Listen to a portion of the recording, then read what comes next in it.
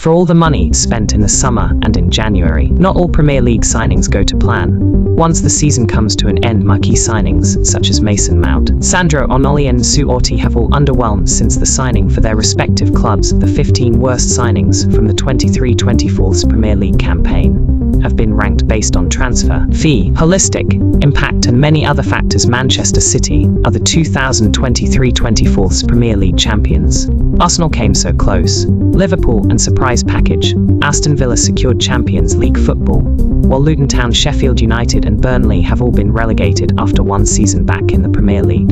It's been a whirlwind of a season, with some of the division's shiniest stars stealing the headlines on a weekly basis, whether it's been Pep Guardiola's star boy and player of the season recipient Phil Foden for his exceptional goal return and overall brilliance, or Arsenal skipper Martin Odegaard for his unrelenting creative presence. Many people look to gloss over the not-so-exciting parts of the season. The worst signings. There have been a host of players from Chelsea, all the way down to Nottingham Forest, who have not lived up to expectations since arriving either in the summer of 2023 or in January during the mid-season trading period. Taking the following ranking factors into consideration, here are the top 15 worst signings of the 2023-24 English top flight campaign, ranked from 1st to 15th. Ranking factors: overall importance to their sides, league position, goals and assists, tally, transfer fee, the holistic impact of their arrival, whether they've garnered further interest from other clubs, memorable mistakes, poor performances, their relationship with the fans. 1. Sandro Tonali, AC Milan to Newcastle United. Sandro Tonali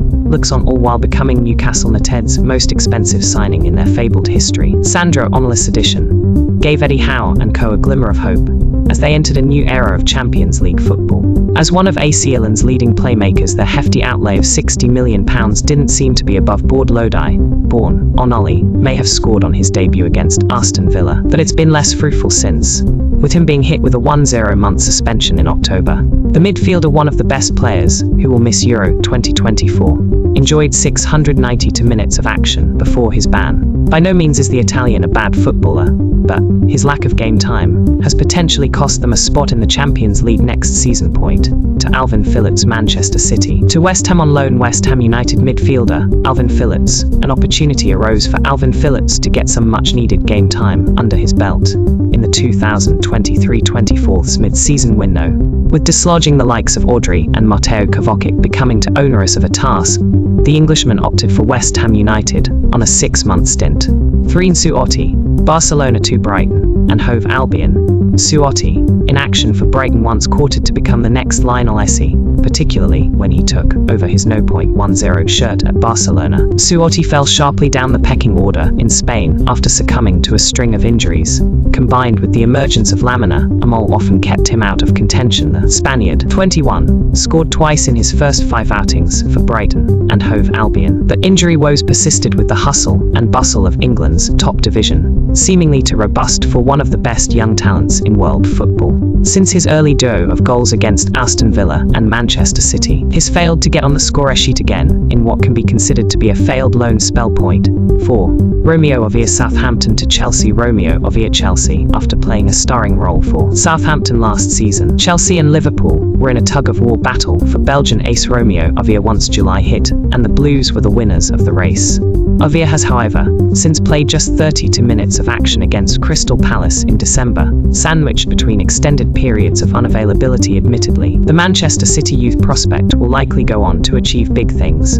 given he's in the infancy of his career, but many of the club's fanbase were expecting him to aid their charge for credentials this term. 5. Mason Mount, Chelsea to Manchester United. Mason Mount, looking frustrated, having spent £60 million on his services in the summer. Those associated with the Old Trafford outfit had high expectations of the Opham graduate.